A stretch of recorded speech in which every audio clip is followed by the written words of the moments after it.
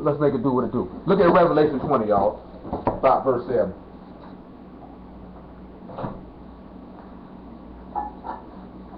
Make it verse 1. We'll drop down to verse 7 in a second. And it says, and I saw an angel come down from heaven, having the key of the bottomless pit and a great chain in his hand. And he laid hold on that dragon, that old serpent, which is the devil and Satan, and bound him 1,000 years. And he cast him into a bottomless pit, and shut him up, and set a seal upon him, that he should deceive the nations no more, till the 1,000 years should be fulfilled, and after that he must be loosed a little season. So he's sitting here saying that Satan gonna get locked up. Why would he say that? Look at Isaiah 24 and 23.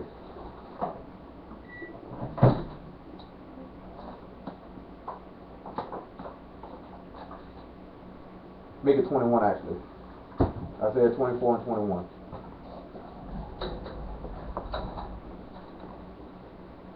And it shall come to pass in that day that Yah shall punish the hosts of the high ones that are on high, and the kings of the earth upon the earth. And they shall be gathered together as prisoners are gathered in the pit, and shall be shut up in the prison, and after many days shall they be visited. Now isn't he just sat here and say Satan gonna be put in the pit, and after 1,000 years he gonna be visited? So now you just see him say the exact same thing, didn't you? And we know that Satan is also known as being the one behind the kings of the earth. So now you just sat there, you're asking, that ain't talking about that. You can say what you want to say, nigga. But if you think he's really going to put some real live men in a pit, you's a damn fool. You know what I'm talking about? Like straight up and down when this man just told you that. So let's look at this here in verse 23. Then the moon shall be confounded and the sun ashamed, when the Yah of hosts shall reign in Mount Zion and Jerusalem before his ancients gloriously. Now we already know, when the sun and moon get confounded, what has happened? The Lord done came back. When we look at that Revelation 20, the chapter before that, we know the Lord done came back. When Satan get tossed in this pit. Go back to Revelation 20. She's fine over there, blowing. What's that? Dog food. What are you talking about? That smell. Let's cook you some meat, John, buddy. All right then. Look at verse 7. You see, he don't want that smoke. I mean, he wants some of that dog food. So do. I eat it too. They eat better than we do.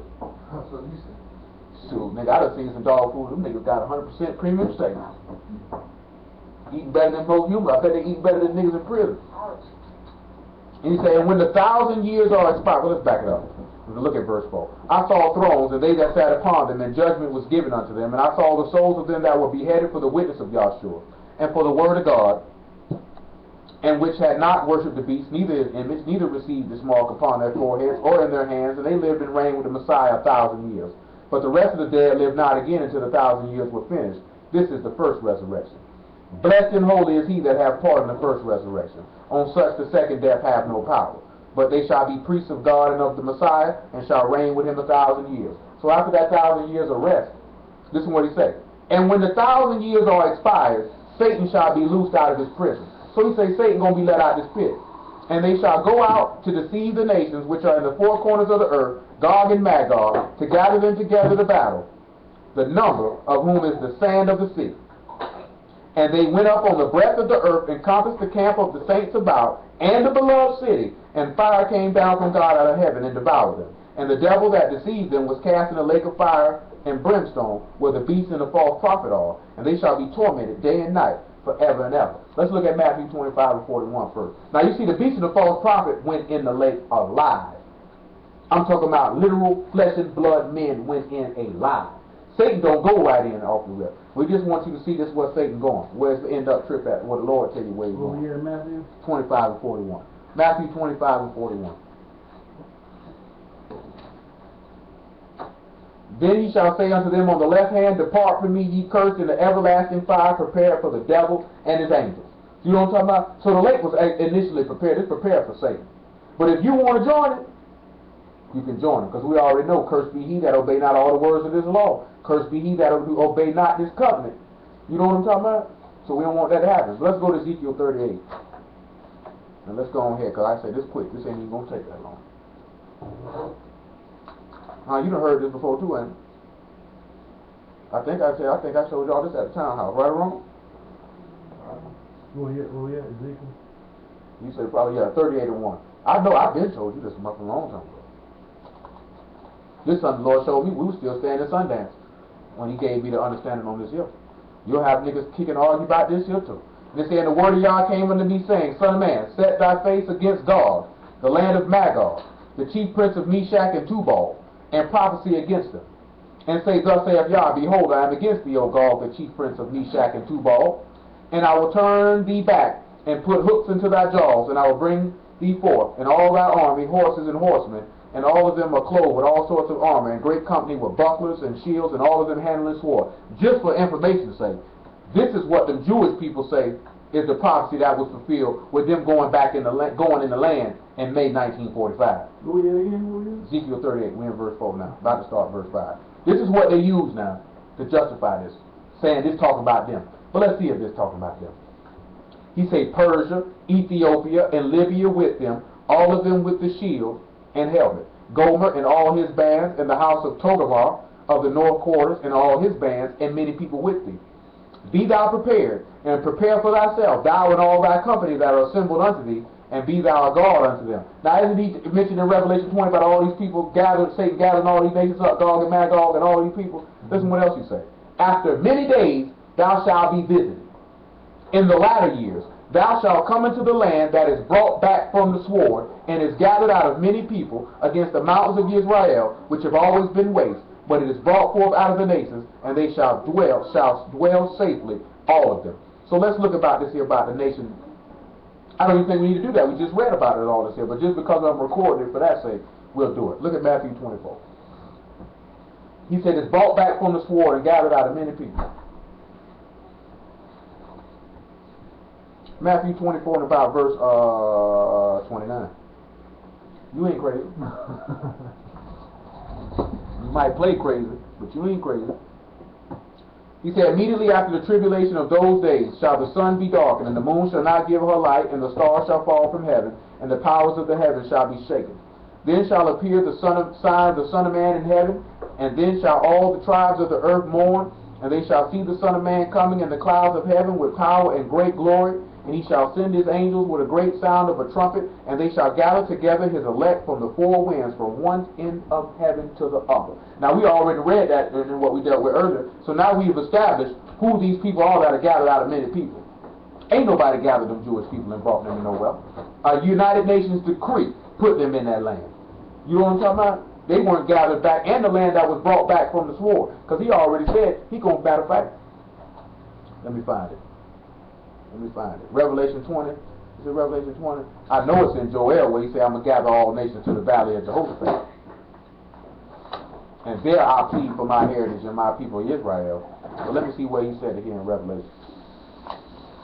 If Perry, you still on there, let me know where he said that in Revelation. It's escaping my mind.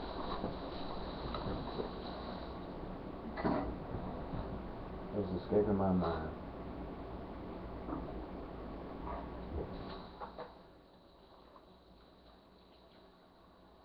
Oh, I hate when that happens. Oh, there it is. There it is, right there. Go to Revelation 15 and 16. Then we'll go to Joel 3. Revelation 15 and 16. Make it 15. Matter of fact. 16 and 15? Yeah, make it 15 and 50. Oh, 16 and 50. Yeah, I'm sorry. Because 15 is so short. I appreciate it. I'm ready. He say, behold, I come as a thief.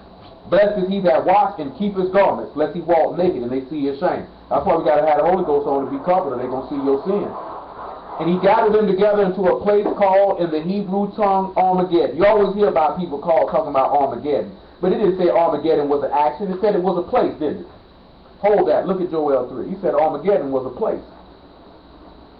It's a reason for that. Joel 3 and 1. Joel 3 and 1.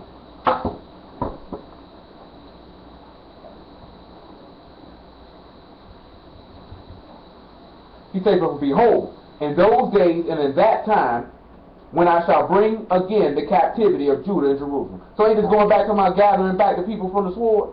Listen what else he say. I will also gather all nations, and will bring them down into the valley of Jehoshaphat, and will plead with them there for my people and for my heritage, whom they have scattered among the nations, and parted my land. Man said he's going to come back and fight for Jerusalem. He said Jerusalem going to be brought back from the sword. I think it's one more verse in Zechariah 14, if I'm not mistaken.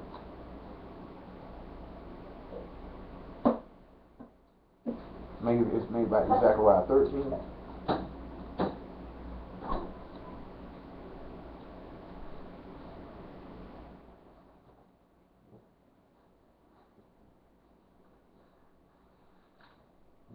Zechariah 12, actually, and verse 1. Zechariah 12 and verse 1. It said, the burden of the word of Yah for Israel, saith Yah, which stretched forth the heavens and laid the foundation of the earth and formed the spirit of man within him.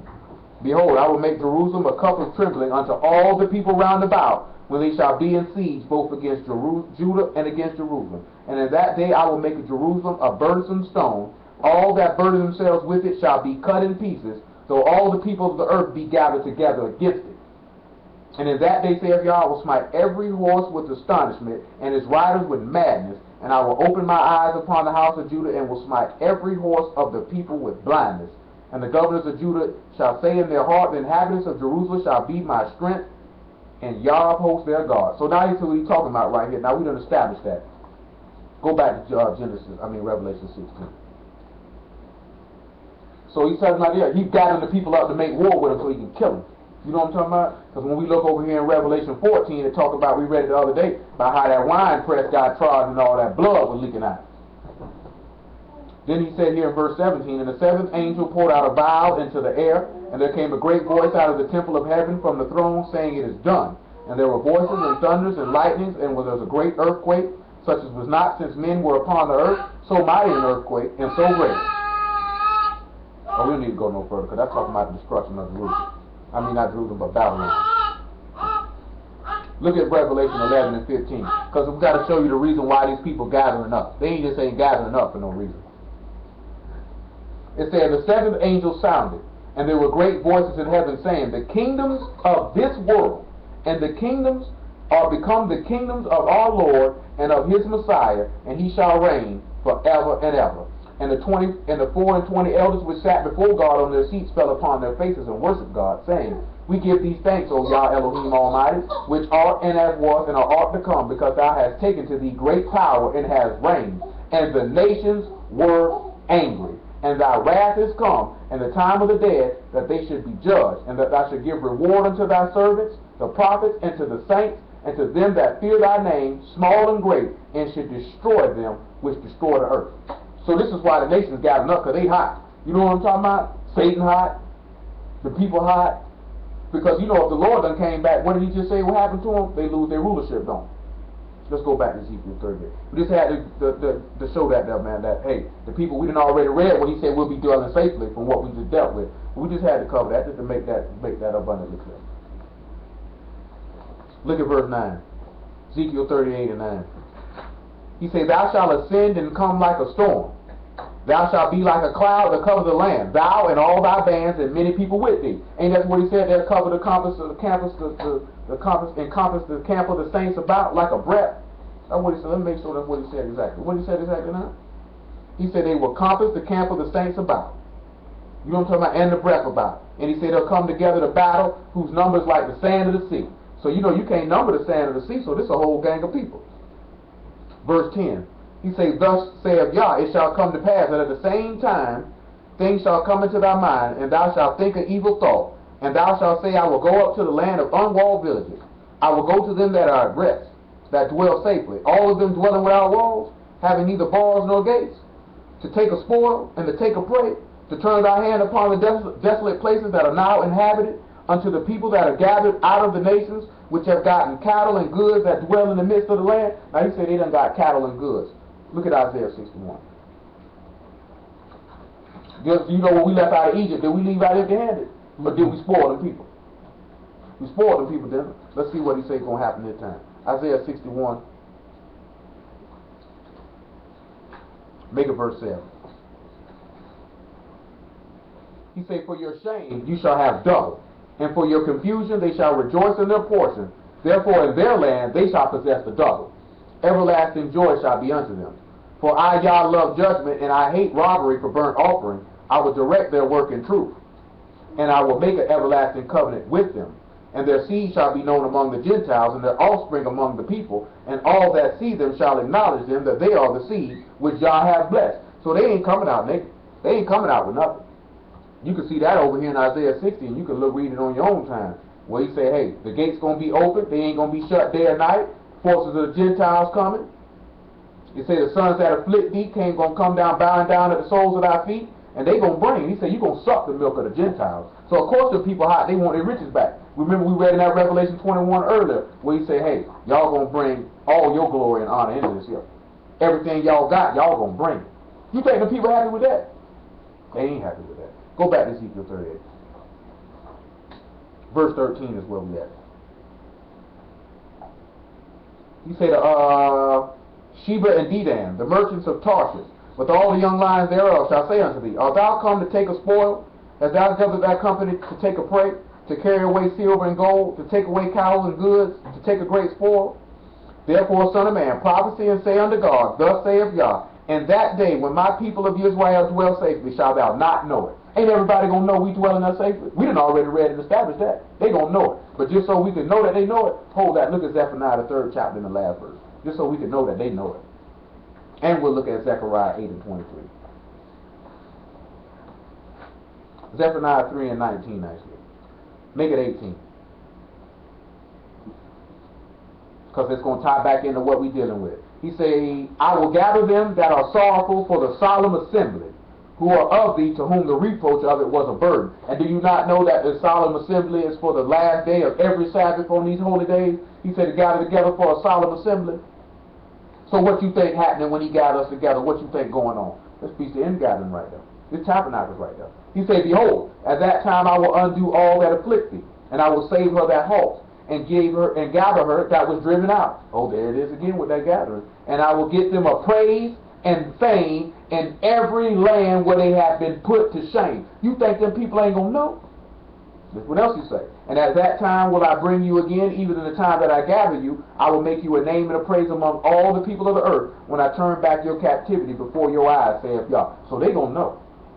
Because we know Zechariah 8:23 say 10 men out of all the languages of the earth going to take hold of the skirt of him that is a Jew and say, man, we going with you. We heard God was with you. You think the people didn't know? Go back to Ezekiel 38. They know. Verse 15 is where we be. He said, and thou shalt come from thy place out of the north parts, thou and many people with thee, all of them riding upon horses, a great company and a mighty army. And they shall come up against my people of Israel as a cloud to cover the land. It shall be in the latter days. You see how you keep mentioning it shall be in the latter days. And I will bring thee against my land, that the heathen may know me, when I shall be sanctified in thee, O God, before their eyes. Thus saith Yah, art thou he of whom I have spoken in old time by my servant the prophets of Israel, which prophets in those days many years, that I will bring thee against them? And it shall come to pass at that same time, when God shall come out of the land of Israel, saith Yah, that my fury shall come up in my face. For in my jealousy, and in the fire of my wrath have I spoken.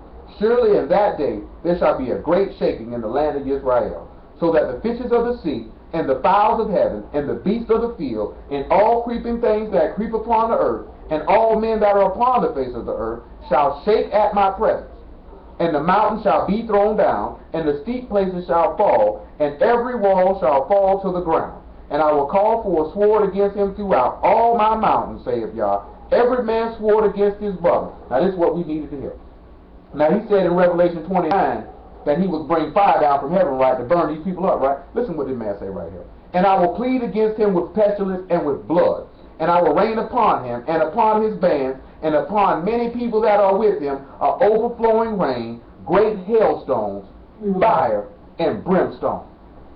Thus I will magnify myself and sanctify myself, and I will be known in the eyes of many nations, and they shall know that I am Yah. Ain't this the same thing that John just told you in Revelation 20? Say, when these people gather up against me, I'm going to send fire down and eliminate and kill every single last one of them.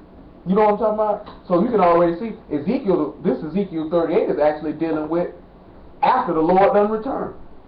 And John has sat there and told you the same thing, because it's got to be another witness to bear witness to it. You know what I'm talking about? But you'll see niggas like that, they see that's talking about something else. But how does he see us saying that John is saying the exact same thing Ezekiel's saying? This man said we're going to end up dwelling in rest We've been wrestling in Yahshua for a day, for 1,000 years, and these people going to gather up after Satan get let out that pit and come up against the holy city, and God going to send fire down from heaven and kill every single last one of them. Every single